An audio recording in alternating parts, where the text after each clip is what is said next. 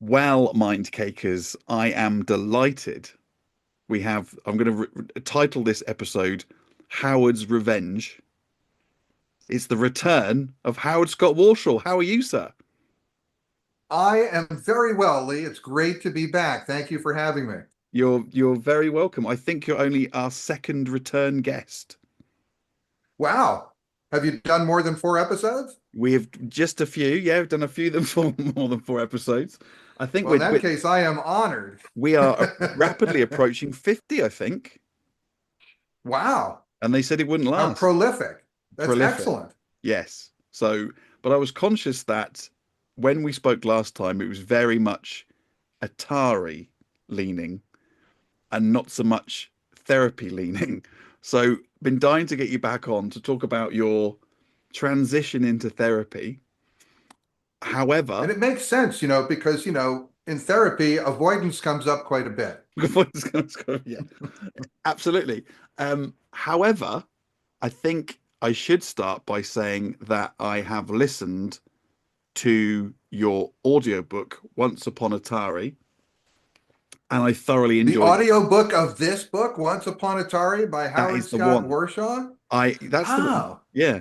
how I was it? it was fantastic. I loved it. I loved the way it was constructed in the way that you went back towards your Atari days and then with back in the desert and yeah, the anecdotes are great and just like you say, it's a piece of history because it's a moment in time and just the politics of the time and how Atari changed is just to get that behind the scenes look was just really a really good read. So a really good listen. So no, I thoroughly enjoyed it. I would recommend anyone.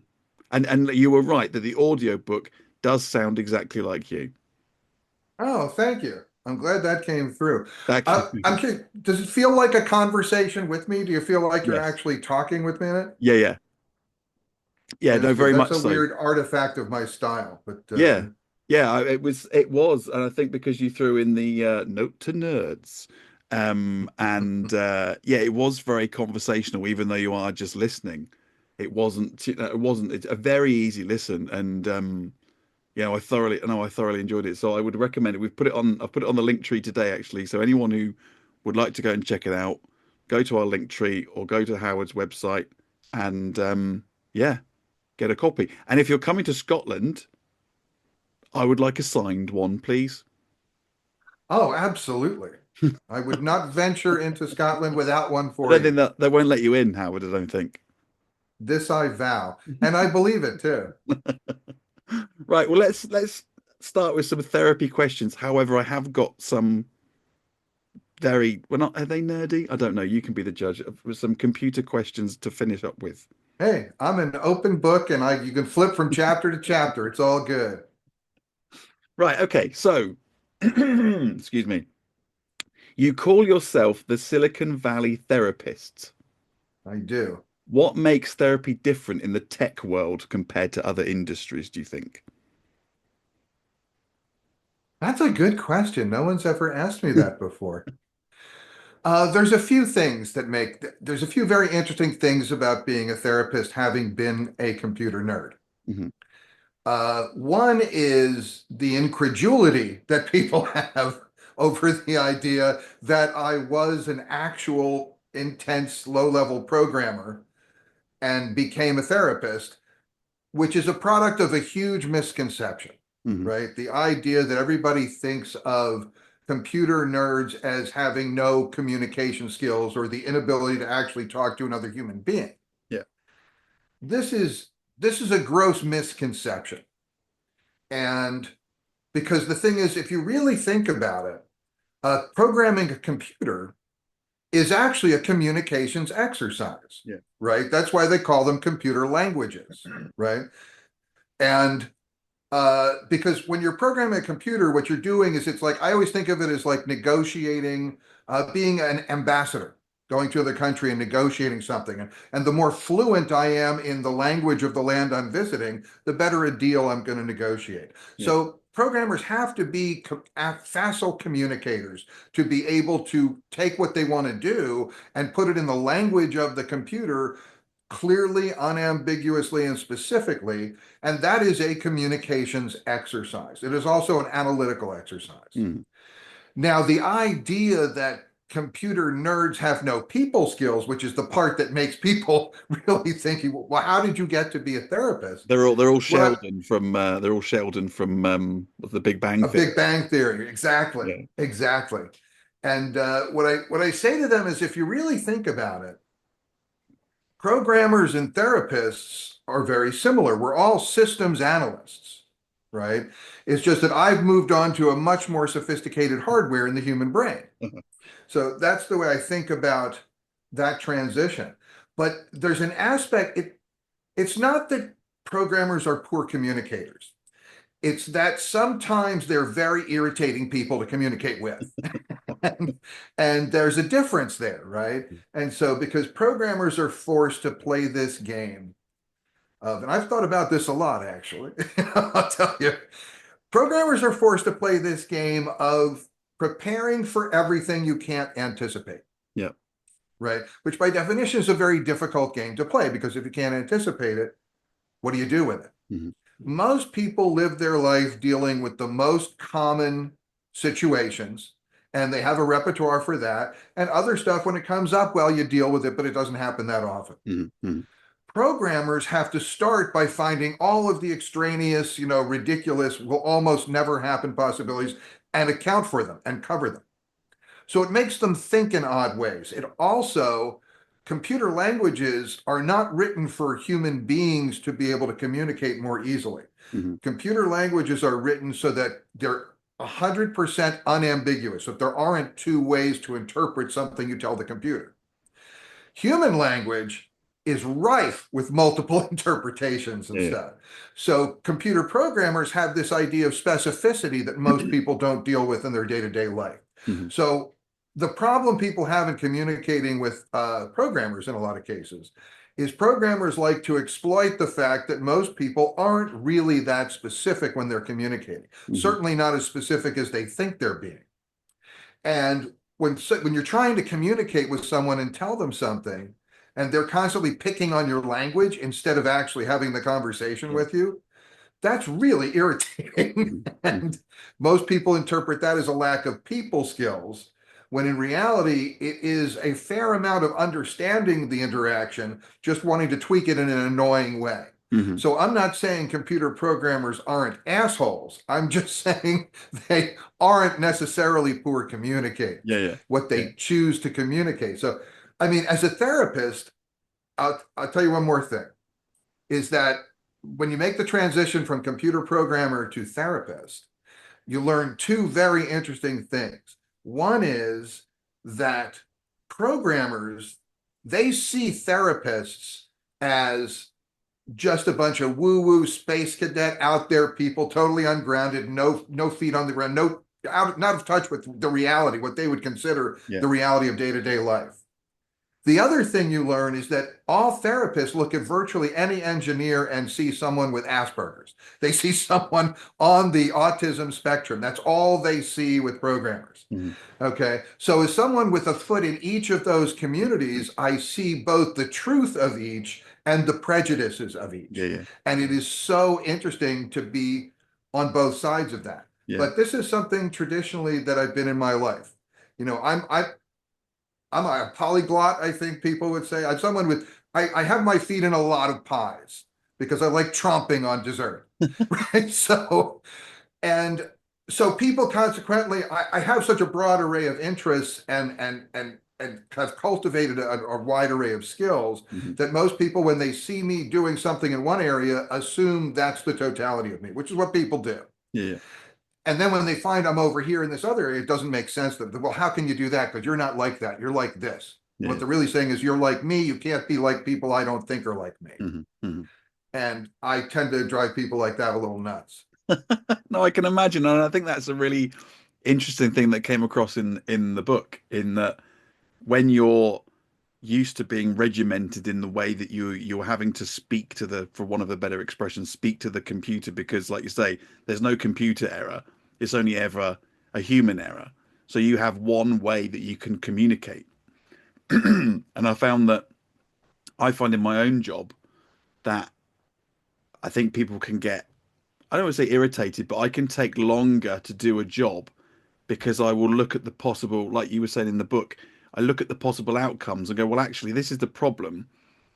And rather than just going, well, what's the first thing that comes to mind? Let's do that. Or go, well, we could do this. And I'll maybe spend, an hour doing, well, that's the virtual outcomes if we went down that route.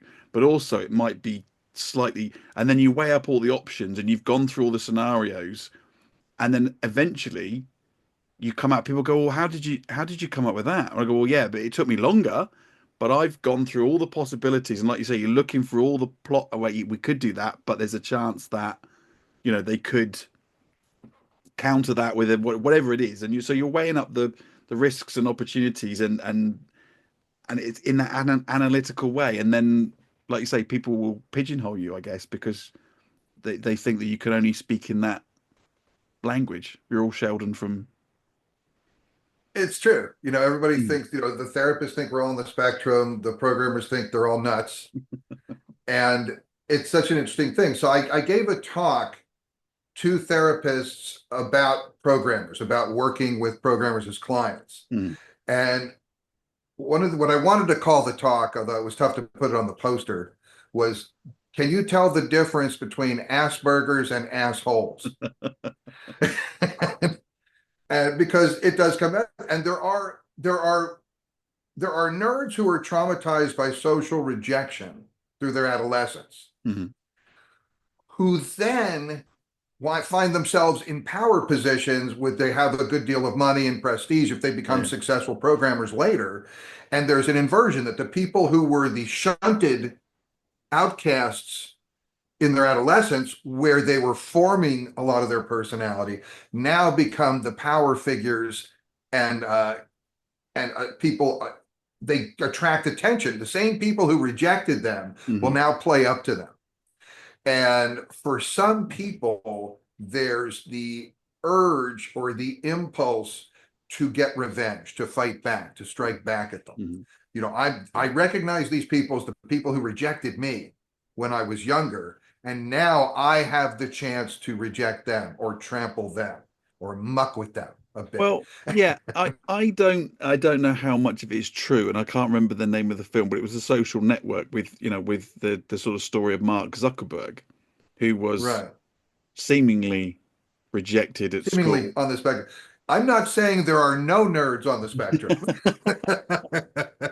But yeah, to get back at people created Facebook, and yeah, here we are in the on the landscape that we live in In the at the moment. post-revenge world, yeah. Hmm. Hmm. Which is why I thought it would be a good title. I mean, you were obviously well ahead of your time with Yar's Revenge, and I'm just catching up with Howard's Revenge for this episode. But yes, revenge and greed pay, as you alluded to earlier, that it's not necessarily a good time for the world, but it's a fantastic time to be a therapist. Yeah, it's sadly lovely. It's a boom. It's a booming industry. Okay, so my next question was going to be: many of your clients are high achievers in an Yes. environment where burnout is almost a badge of honor. And from our last talk, you've been there, Howard. How do you help them recognize when they're at breaking point? Uh, Interesting. Helping them recognize, it is easier for other people to recognize it than it is for them, Because right? as I One said, of the you've been there and you've walked the walk and talked the talk, and yeah, you were you you, Absolutely. you were I so know there's another side. I you know couldn't there's an other side of the wall. yeah, you couldn't even relax on holiday in Hawaii, Howard. No, that was that was brutal. I literally got sent to paradise and couldn't tolerate it. Yeah, That was yeah, that's a great story in the book that I went through. That was just after finishing ET. yeah, yeah. Uh, we become addicted to being needed and to adrenaline. Hmm. And there's a thing I call the firefighter complex. I don't think it's just me. In every work environment, there are the people who are good at just running the day-to-day stuff. And if everything's okay, they're very productive and they move. And then when an emergency comes up, when something really falls apart, they're devastated. They don't know what to do. And they're just like, help. And there are other people in a work environment who on day-to-day stuff, when everything is fine, maybe aren't that productive. They Yeah. can be the people just goofing around. But when an emergency happens, they're on it. They jump in and they're the ones who really aggressively pursue it because here's a challenge, here's a calling Hmm. for it's an extraordinary need. It's not an ordinary need. For some people, this is almost irresistible. And so people like that, they thrive on adrenaline, So right? say like They someone who was only given 5 months to produce, so 5 weeks to produce a game, that sort of person. Oh, someone like that would be a sucker for this kind of stuff. Absolutely. And so you see that at times in high tech. You see the people who are addicted to adrenaline trying to distinguish themselves. Also, you see people who are workaholics. Hmm. You see people who will define themselves by their job. In Europe, I have heard a number of times that we talk about there are some cultures that live to work and some cultures that work to live. I've heard that distinction drawn many times. Yeah. I've also been around enough that I have seen it in operation and see the truth of it at Mm. times. And I have to say that although you can find something lovely everywhere, uh, the work to live countries are more fun than the live to work countries, Hmm. in my Yeah. opinion. Just Yeah. my opinion. I'm not going to name any I was names. going to say, are you going to name the countries, Howard? I don't think it's a mystery to the people who are familiar, but there's denial. Hmm. Okay, there's denial. There's a need for feeling special, and there's a thing I always call the 80-20 theory of programmers, which is that in high tech, there's two basic kinds of people. There's people who get into tech because it's a fascinating new mode of expression. It's a new place to go. It's a new frontier, and it's exciting to look and find new tools and new ways of doing things. Hmm. And there's people who get into tech because it's an alternative to dealing with people, right? There's people who need people, and there's people who want to stay the hell away from people. and And tech is a great place for people who want to avoid people, Stay away from people. Yeah. right? Because you can do well. It's a place you can be, you can relate to the computer, Mm. which is not a person, and it gives you consistent, reliable feedback. It doesn't play it. I was going to say it doesn't play games with you, but it can play games That's with you. really. It doesn't attempt to manipulate you. Uh-huh. It gives you direct, honest feedback. We don't always understand it, but it's understandable if we get through to it. And computers don't play politics. They don't have secret agendas. They just do what they're programmed to do. Mhm. They're very straightforward and simple that way. And for people who can't tolerate ambiguity, which I think is the root of this, Yeah. for people who can't tolerate ambiguity, computers are a fabulous place to be because they don't give you any ambiguity. Mhm. People are full of ambiguity, right? And if you're going to deal with people, you're going to have to deal with or tolerate ambiguity, or you're going to be a huge pain in the ass to everybody you deal with if you refuse to tolerate ambiguity. Uh-huh. And so it also attracts people like that. Okay. So, and people like that, people who have a combination of, I really want to be recognized. I want to be able to express myself clearly, unambiguously. I want to be able to do things that everyone has to stand up and go, wow, that was really something. Mhm. Uh, when those are fundamental drives, when those are super important things, aspects of your personality you must realize, Mhm. things that don't help that or aren't helpful to you disappear. They just disappear into the land of denial. Right? Denial is not just a river in Egypt, as they say. Yeah. It's denial is something that goes on a lot. And then, okay, so let's come back to, I know kind of meandering, but I'm going to wrap it all Yeah. up, I promise.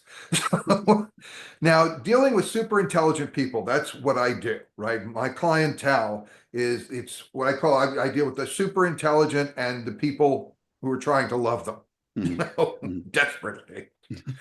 And so there's a funny thing about intelligence that I think a lot of people misunderstand, in that intelligence is not really a personality trait, right? Intelligence is really just a tool.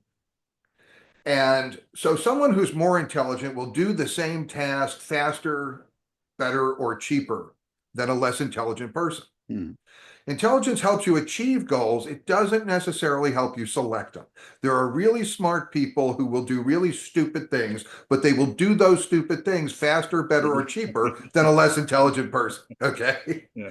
So, and that's the thing. So when you think about it, what if one of the things I'm trying to do is to fool myself or deceive myself? Well, intelligent people do that better too. Mhm. Okay. Yeah. And so they're very good at fooling themselves and painting these elaborate, creating labyrinths that they themselves can get lost in. And I never claimed to be super intelligent myself. I don't have to be as smart as my clients to be able to help them. I just have to be smart enough not to get wrapped up in their bullshit. Yeah. Basically, not to get caught in the vortex. Yeah. And for some reason, I have a real penchant for being able to listen to a whole bunch of meandering going on about, wandering stuff and come back to say, here's the point. By the way, we were here. I know you want to go there and over here, and that thing over there is fascinating, and we'll come back to that. But in the meanwhile, I noticed I asked you about this and I haven't heard anything on it. Mhm. It's been 5 minutes, Yeah. haven't heard a thing about Yeah. it. So let's come back to that. And that's so in working with really intelligent people who are very good at constructing escape plans, Yeah. from having to confront themselves. Because there's a thing I like to say is that therapy is very dramatic in the sense that whenever someone truly confronts themselves, they will always find both comedy and tragedy. Yeah. And I also say that therapy is all about the breaks, right? There are breakdowns and breakthroughs, right? Yeah. Those are the breaks that we're concerned with in therapy. And what's really interesting is that one can lead to the other. How often is it that in the middle of the darkest hour, when everything seems to be falling apart, I suddenly find an answer that lifts me up and propels me through? Mhm. And by the same token, sometimes when things are just fabulous and going great, things are so great they tend to expose other underlying problems that I haven't really been dealing with, and that's breakdowns and breakthroughs have a very interesting relationship in that either can lead to the other. Yeah. Yeah. Very much so. And so these are some of the things that I think about as a therapist. And when I deal with high-tech people, Mhm. these are some of the issues that I find with them. They paint themselves in corners that are very elaborately constructed. And but the great thing about the high-tech people is that they're pretty logical. Yeah. In that what you can do is if you can find the way to show them step by step. So you did this, so you were trying to do this, you wound up here. And then you wanted to do this, but you wound up here. Okay, so you wanted to have a successful career and it cost you your family. Yeah. Yeah. Huh, was that part of your plan? Were you Mhm. trying to get rid of the family along the way? Oh, no? Okay. Well, Mhm. let's see if we can find what behavior actually got there. Mhm. Oh, so that wasn't what you were trying to do, but you did something that clearly took you there. Yeah. It's easier to get high-tech people to follow that line Mhm. of reasoning Mhm. than some people who aren't as disposed to analytical thought or logic, where for them, it's not a question of making sense. For them, you have to deal with it, what I would call phenomenologically, which is a very big word for, they have to feel it and experience it. They're not going to think it through Yeah. Yeah. because they weren't thinking stuff through to get in the situation they got in the In first the first place. place. Yeah. Yeah. Listen, this I'm going off at a slight tangent, but I've been writing notes as you've been talking there, they kind of are related, but not necessarily related to what we've just been talking about. But I was interested in what you were saying about, the high performers and the analysis side of things, because again, I'm someone who doesn't like ambiguity. So I'm thinking, well, Well, you're being clear about that. Ah, Thank you very much. sorry, I couldn't resist. Um, but so on the face of it, you could say, well, you know, you could be a very good computer programmer because you don't, you know, you don't like that ambiguity. However, as you've also said in the book, you kind of need to know the rules and then be able to break the rules in order to get the best out of that machine or that program or whatever. And so maybe I wouldn't have been such a good. I couldn't help reading your book and thinking I've missed my calling. However, I don't know whether I'd have. Anyway, that's a whole different story and a whole different subject. What I also liked and I've been thinking about. So I see Dr. Jan. I saw my psychologist this morning about me being in drive mode and being in drive mode too much and just having too many plates and not taking soothing. I'm not in my, you know, I don't take enough time to relax and just chill the fuck out. Um, Mhm. and I'm familiar with that syndrome. I was I was talking to her again about your book and said that you put it in a way where you didn't. You explain it as two types of gamers. So there are those gamers that like to follow the story and they get to the end and then there's the big boss fight and they've won the game and that's it. They've beaten the game and got to the end. And then there's the other type of game where there is no end and you try and beat your all you're trying to do is beat your previous high score. Right. The how And high is up model. how high, yeah. And I think I've been thinking about that in terms of life, I guess, because you've got, you know, either you're aiming for that goal, whether that's, you know, getting your script optioned or whether that's winning the Olympic gold medal, and then you achieve that goal, and then you go, well, what the hell do I do now? What's Once next? you've done Yeah. it, once you finish that computer game, or once you've me and my 7-year-old daughter, by the way, are very close to finishing Harry Potter Lego, and it's a very on the Ah, PlayStation, and then we've got a very similar question. Well, what are we going to do when we finish that? We just got to get another game, I guess. Um, but or so that doesn't seem very satisfying because you set the goals and then what do you do when you achieve them? Because you just got to keep perpetually creating goals. But equally, if your journey in life is just, as I say, just trying to beat your previous high score, and there is no end game, there is no end, then how is that? And I was talking to Dr. Jan about this and going, well, I don't necessarily find either scenario particularly. But maybe that's a whole nother podcast. I don't know, but I just thought it was interesting with the analogy again, how you put it in the book that there's, you know, life, if you like, there's two types of games. it is. And it's very, first of all, I think if you really got that feeling from the book that you missed your calling, you may well be right. And that I get the sense of talking with you that you probably would be an excellent programmer because it isn't really about breaking rules. Hmm. It's about finding loopholes in the Yeah. rules that you can exploit, right? Yeah. Because programming isn't breaking the system, it's finding ways to exploit it Hmm. in productive ways that no one has uncovered before. Because in any complex system, it's hard to fully comprehend or understand the whole thing. Yeah. There's opportunities in complex systems that the designers of the system may never really have understood or realized. Because when the system's complex enough, it's impossible for a person to fully conceive it, Yeah. right? There's that extra increment. But coming back to like, yeah, it's true. I cover a lot of stuff in Once Upon Atari about if you tell me what you play, I'll tell you who you are. Yeah. Yeah. Right? It's like that gaming preferences, movie preferences, book preferences, these are all personality tests. You Hmm. know, they're all ways of stating what I prefer. What you were talking about before, like games that finish versus games that are an ongoing challenge. Hmm. So are you another way a lot of people would be used to hearing this is do you like the journey or the destination, Hmm. arriving at the destination?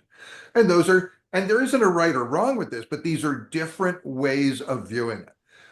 There are games like Pac-Man that have a script. right? It's basically there is a pattern. You memorize the patterns and you can play your way all the way through the game because you know that's how it goes. Yeah. Then there's games like Robotron or a Halo or something like that, where you randomize some aspects of it. You have a starting condition, but the game goes in unpredictable ways along the way, and you have to adapt. Yeah. So, are you a person who likes a reliable, consistent?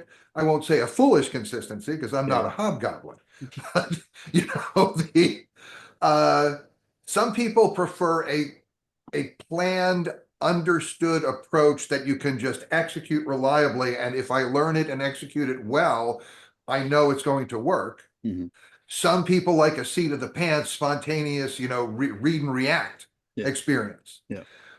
They're different things. They speak to different personality types. Hmm. And there's a lot of these bifurcations that you can make in various gameplays. So if I find out what are someone's favorite games, that tells me a lot about who they are, what their life experience is. It also tells me about who the game makers were, the Right. game designers, the people who set that up as Yeah. what you want the goal to be. As Hmm. a game maker, I realize that, when you make a game, you create goals. You create goals and you create restrictions and obstructions and an environment.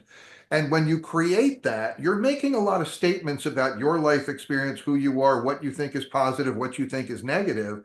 And and that's why you have a variety of people making games. You have a variety of game possibilities and different types. And so it's so interesting. But I was very aware when I was making a game that there's something I call the master stroke. That's just the name for it that I use. The master stroke is the thing I have to do to be successful in this game. And most games have a style of master stroke. In some, it's more aggressive. In some, it's quick button mashing experience. In some, it's a slow, plodding way of being patient and moving forward, not too aggressively. Uh, these all speak, you create that message in a game. There's a Hmm. message you put in a game that this is what success means.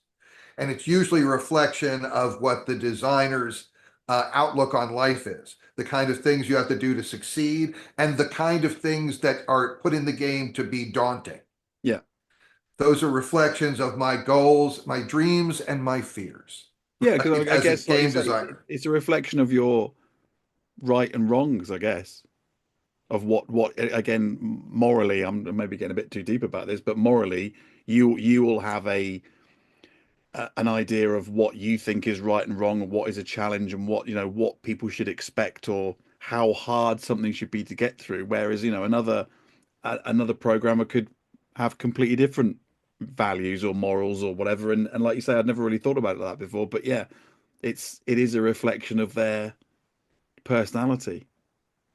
Yeah, and I think and when you talk about personality, morals, ethics, and things like this, they're at the core of it. I Yeah. don't think it's too deep. I think most people don't look deep enough, Hmm. to Hmm. actually see this in it, but it's there.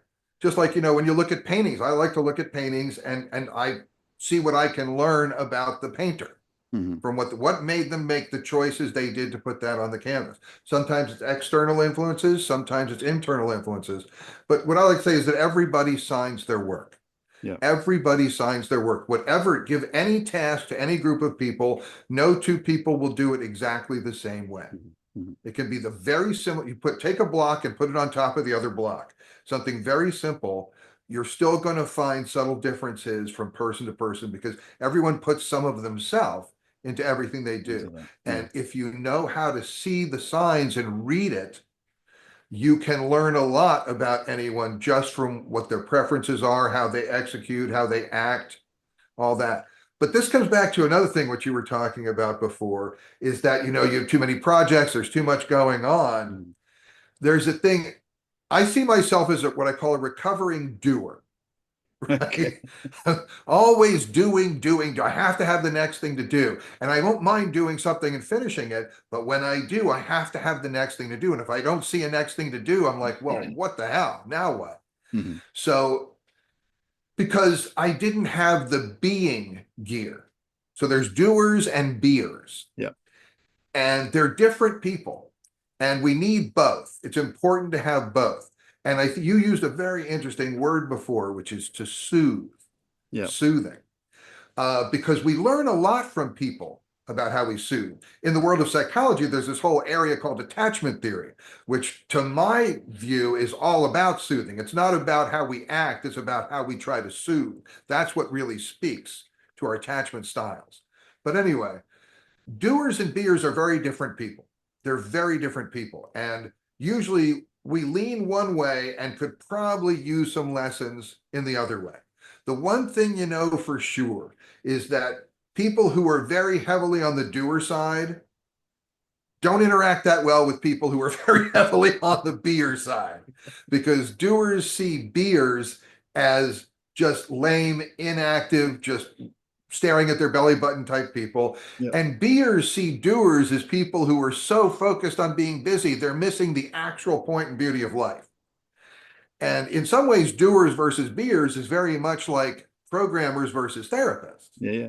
Because therapists are much more on the experiential side of things generally. Programmers very much on the doer side of things. And for me, in order for me to become a therapist, I really had to we all have those muscles, but in doers, the being muscles have atrophied. In beers, sometimes the doing muscles have atrophied. I had to rework that. I had to re-enliven that and get it going. Because if you think about it, if you look at a baby playing, you will absolutely see both. You will see things they're trying to do because they want to make things happen. They want to interact and learn in their environment. Yeah. There's also times they just stare at stuff and they just sit and just feel and experience or express. Yeah. Yeah. And we all start in that place. And then we seem to go in one direction or the other, or we get very much encouraged to move in one direction or the other, depending on who's raising us or who we're interacting with, who we idolize, who we look up to. It's a lot of factors. This whole life thing, so complicated. Yeah, and like I said, so we had half term last week, and we went out down to the Lake District with the kids, and both my therapist and my wife said, "You are not taking your laptop." And this genuinely caused me quite a lot of anxiety because Yeah, I don't see it as work, because it wouldn't have been work, it would have been podcast stuff or writing right. stuff. So I don't see it as work. But what? Well, it's not like you'd be doing anything. Well, well, but what? But if you're not doing that? And it's obviously a rhetorical question, but I can't not do anything because if you're not, whatever What it do you is. mean you can't not do anything? What I would say to you in a situation like this is, there's an old saying, they also serve who stand and wait. Okay. It's when you're not doing anything, what are you doing? Are you doing nothing? Are you really doing nothing when you're not doing something else? No, I'm probably thinking about the things that I should be doing. Right, and that's what you're doing. Is that what you must do? No. So there's another great question though for this, okay? The question isn't what are you doing? The question is, when you're not doing all those other things, what are you missing? Mm-hmm. Mm-hmm. Now, you could say, well, I'm missing all the things I'd be doing, Yeah. because I'm not working on my work, I'm not working on my book, I'm not working on my podcast, I'm not working on my writing. You're very clear on what you're not moving forward with, which you replace with the phrase doing. Yeah. But what are you missing? You're not really missing those things. What you might be missing is what's happening all around you when you're busy doing those things that you're not paying attention to. And what do those hold, right? For all the time that I spend in consternation trying to think of exactly what's the next phrase to put in my next writing. Yeah. If I were to look around myself and release that pressure to create that next sentence, I wonder how many answers I would find that are right around me, right there, that it's not that they're not there, it's that I'm not open to receiving them. So it's so as a doer, you always think of having the focus, being on task and doing something, otherwise I'm wasting my time. Yeah, yeah. But the bridge to that, the way is like I can spend some time doing, I'm in my manufacturing section, right? but I still have to have my R&D section if this company's going to go anywhere, right? Yeah. My R&D section can be when I turn off production Hmm. and I explore. Yeah. And what do I explore? I can explore myself. I can explore my environment. I can explore people around me. I can explore other people's work. There's so much other stuff that I can be free to perceive and to perceive in different ways Hmm. than what I'm used to. Uh, another another way of looking at this, to me, that this is the classic bifurcation of judgment versus curiosity. Uh-huh. Okay, so in the broadest sense, judgment and curiosity to me are two poles of that where we put our attention. How do we allocate our attention? Yeah. When I go into judgment, what I'm doing is I'm looking at everything around me and I'm saying, can I use this right now or not? And everything I can't use, I throw out, and everything I can use, I try to focus on and I try to use it. Hmm. When I'm in curiosity, I'm looking around and I'm saying, what's here? What might I do with that? Hmm. What's possible here? Which is different than saying, having a task in mind and saying, can I use this or not? So judgment tends to bifurcate the world and throw half of it out. Curiosity is less directed, but it's more wide open. It incorporates, it takes everything in. Hmm. And then what comes from that? Well, if nothing else, what I'm doing is I'm building inventory of experience so that the next time I go into productive mode, I have a larger pool to draw on, and maybe I will carry an answer from that curiosity mode into my judgment productive mode, and I'll actually do better. So that's the way I would address that. What do I do when I have nothing to do? Yeah, and But you're absolutely right. And actually, like you say, if nothing else, you can't constantly survive in thrive mode, in thrust mode, in just keep on going and keep on going and keep on going, because going back to what we said earlier, you just end up burning you out. can burn out. What Yeah. I I mean, did you can do, try. you can try it. What I did do on my last night there, in the Lake District, I noticed there was a sauna, one of these Hmm. um like portable saunas on the beach Hmm. of Ullswater, and I think the air temperature was probably about 3 or 4 degrees C. So anyway, so I went in the sauna, which was about 110 degrees, and I stayed in there for about 20 minutes. Not C, I hope. No, no, so I had to think about that. No, not C. No. Um, Yeah, if you're going to switch units there, that's a very dangerous yeah, yeah, operation at yeah. these Sorry, yeah, numbers. I switched units. Okay, but it Um, was probably around 40. 40, yeah, probably about 40. Um, and then straight out into the really icy cold water for just probably two or Wow. three minutes, get that shock to the system, then back in the sauna for probably another 10, 15 minutes, then back out into the water. And I have to say, taking that probably an hour, we had a good chat in there as well. Do you know what I mean? It was just nice meeting new people and hearing about their experiences and what have you.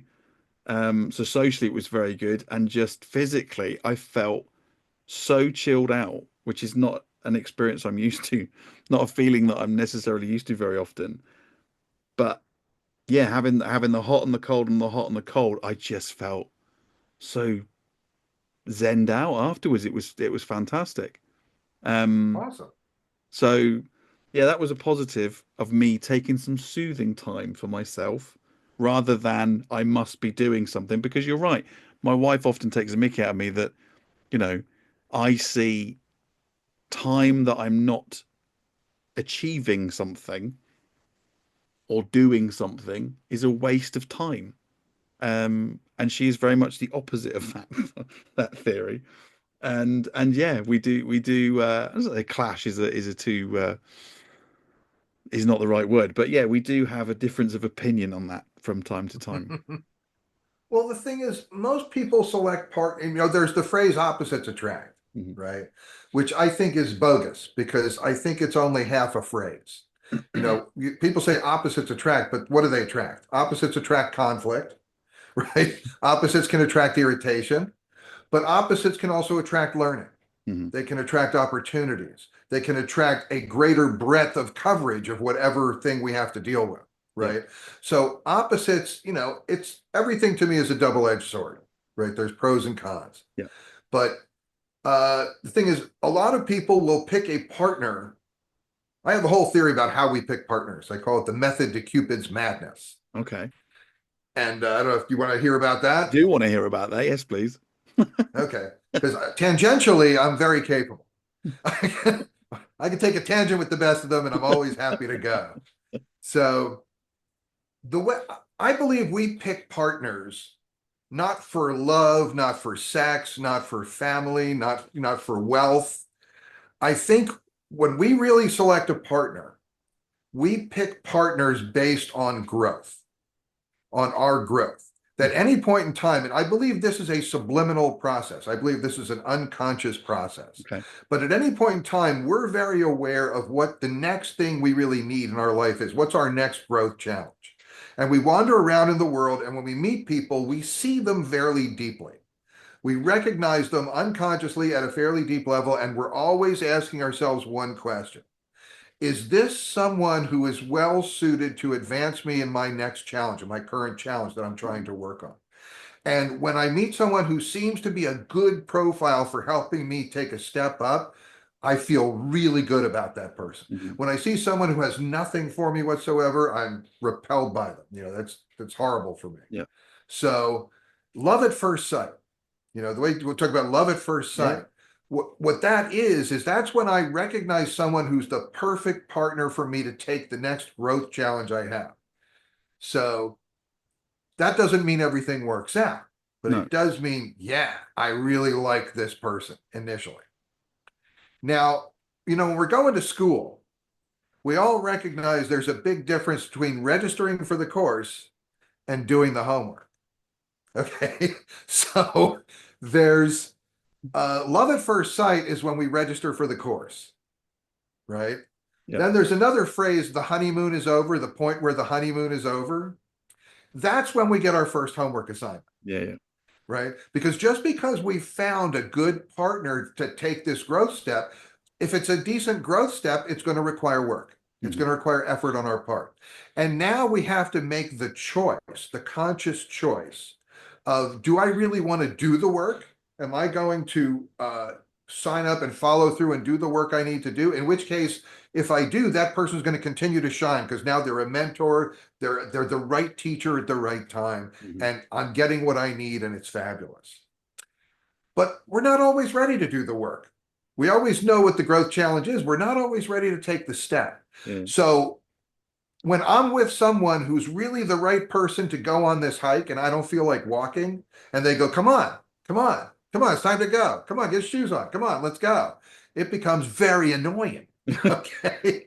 And so what happens is when the honeymoon is over, that's the point where we decide, now that I've found this great opportunity, am I going to take advantage of it or not? Hmm. And if not, that relationship is going to start to fizzle and there's going to be more irritation and confrontation. They'll go see a therapist for a while and then they'll break up. Yeah. Okay. That's the way that goes. When you want to see, sometimes, have you ever known someone who, like, they did the classic examples that someone's dating an alcoholic? Okay. And I'm done with I am never going to date an alcoholic again. Forget it. I'm never going to. And the next person they get together with is a teetotaler. Someone who never drinks, whatever.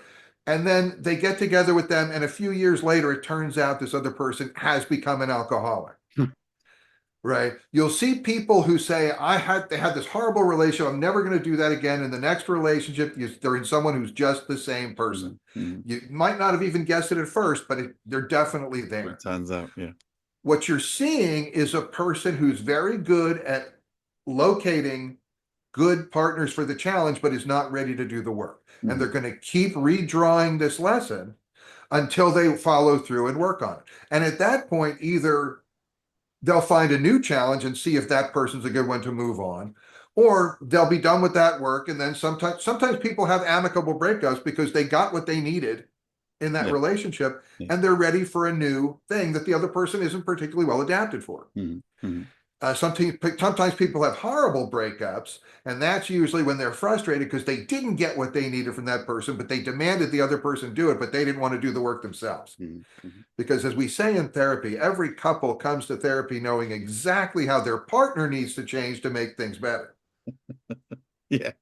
Yeah, no, I imagine that yeah, So that's my theory about couples, about how we select partners. We select partners for our growth, interesting. but deciding to do the work and grow Mm. is different. Your wife probably is a good example to you of being a little more experiential at times and stuff. And she was probably very excited to find you broke through with your hot and cold experiment. And what you got from that, I would imagine she was enthusiastic that you were able to have that experience. Am I Hmm. way off base here? No, you are right on the money. And yeah, no, I never really thought about it like that. But yeah, that's an interesting theory.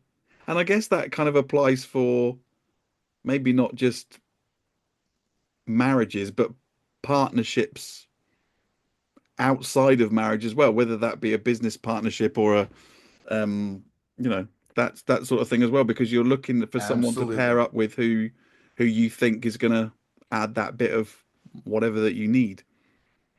See, work and life are two different things, but most of the mechanics, we still bring our same self to each of those places, Hmm. right? But the difference between work and life is that work has very clearly defined goals.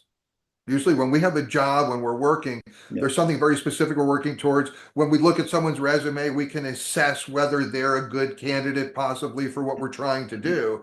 In life, we have to make up our own goals. Hmm. Life has much less specificity than work does.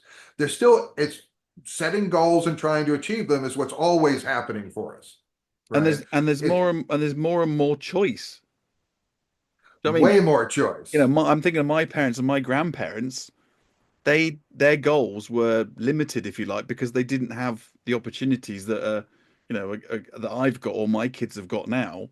So, but now you could, I say the world is your oyster, but the amount of opportunities that, my kids have got compared with kids of, 50, 60 years ago is, well, it's night and day.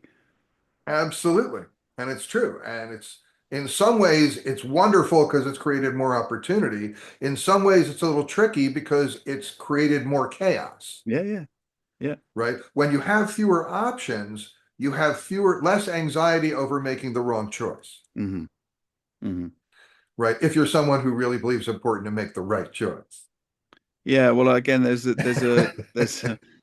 um a chapter in, I think it's Dr. Stephen Peters' book, um, The Chimp Paradox, Hmm. where he says about making decisions.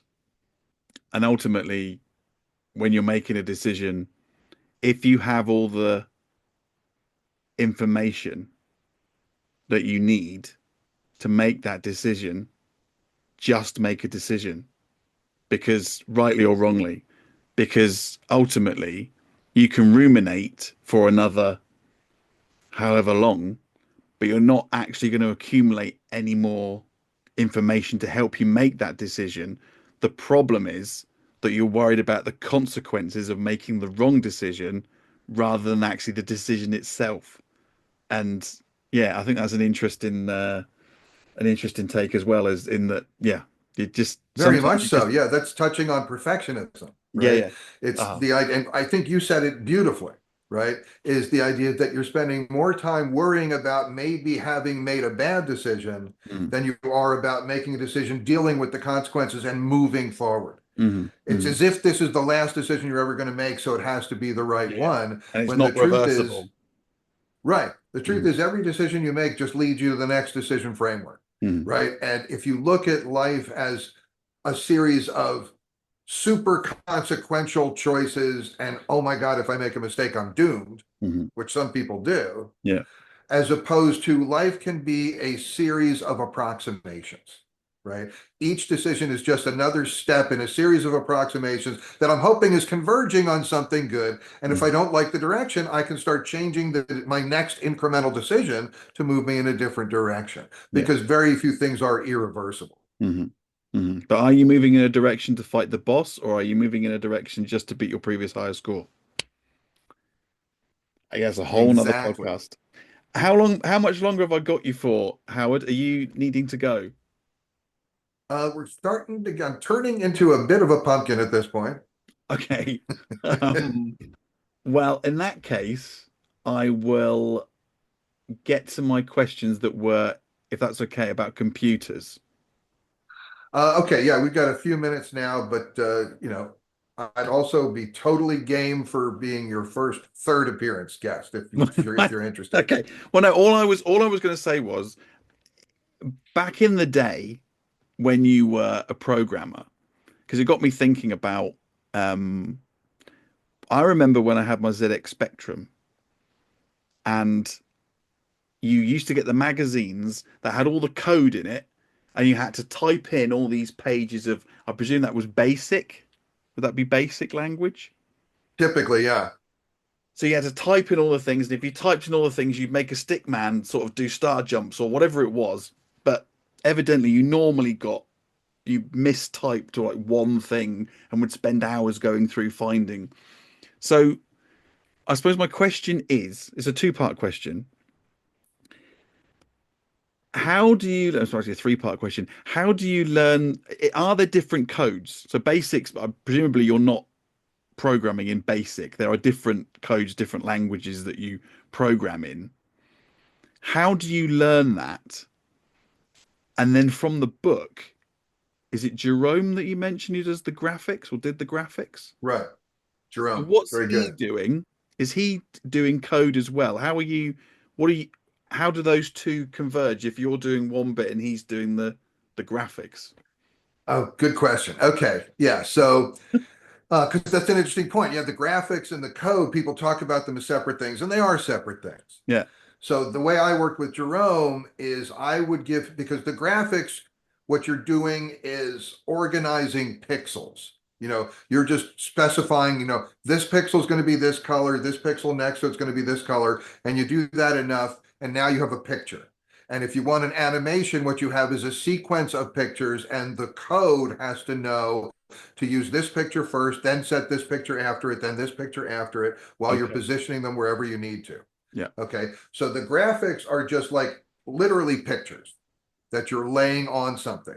The code moves things around, tells it what are we going to do next, how long are we going to wait for this, where are we going to put this next, Hmm. right? So the code is procedural, the graphics are representational, if that Gotcha. makes sense. Right. Okay.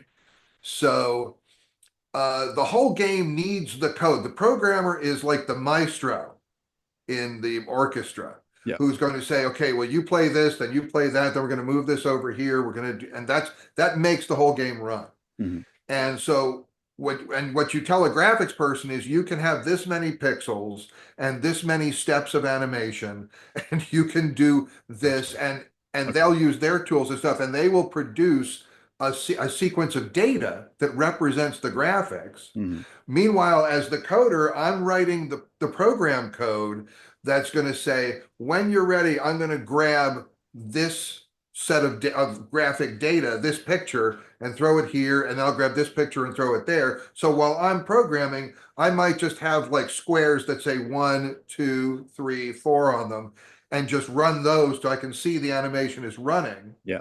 But I don't need the actual graphics. I can still check my code with everything that's going on. Mhm. Then when I pull in or import the graphic data that the graphics person has provided or the artist has provided, I'll plug that in. And now I don't have to change the code at all. I just changed the data area. So where I did have a Right. square that had a 1 on it, now it looks like, someone who's standing and then they're taking a step and now they're putting the other foot forward. Gotcha. And that's how you create that. Does that make sense? Yes, it does. Yeah. Yeah. I was just, you mentioned Jerome a few times during the book, and I was like, well, is he writing code as well? And then how does that converge with your code? And right, but no, I get that now. Right. Right. Now, as graphics has gotten more sophisticated, you do find artists and graphics designers who are writing what's called scripts, which is another kind of Okay. programming language at a higher level. Mm. But they're doing that to create animations, to create sequences.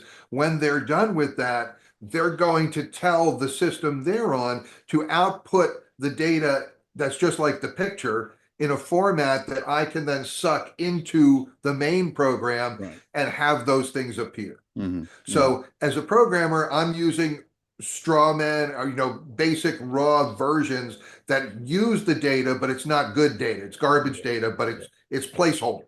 Right. Got you. And then they're going to generate something that fills in the placeholder. They're the thing I was holding the place for, Yeah. Yeah. but it's compatible from the beginning, so we don't have a collision later Mhm. on when we try to bring it in. Okay.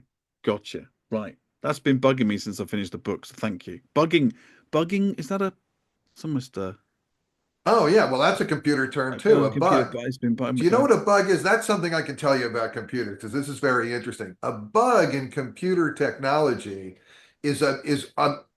people say it's when the program's broken or doesn't work or something.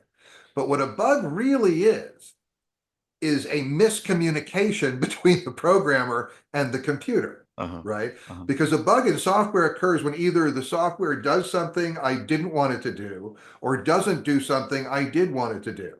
But since the computer does absolutely nothing but follow the exact instructions I give it to the letter, Hmm.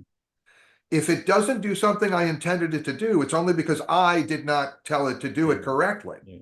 So so the great thing is in common conversation, if you ever hear someone say to someone else, "Oh, you know what I meant." Whenever someone says, "You know what I meant," if they were programming, they would have made a bug. There would have been a bug. Yeah. Ambiguity. Exactly. Yes. And it's Yes. programming is all about eliminating ambiguity. Absolutely. Absolutely. And being human is sometimes all about creating Well, yeah, I think that's a perfect place to end, Howard. Thank you so much for giving up some more of your time.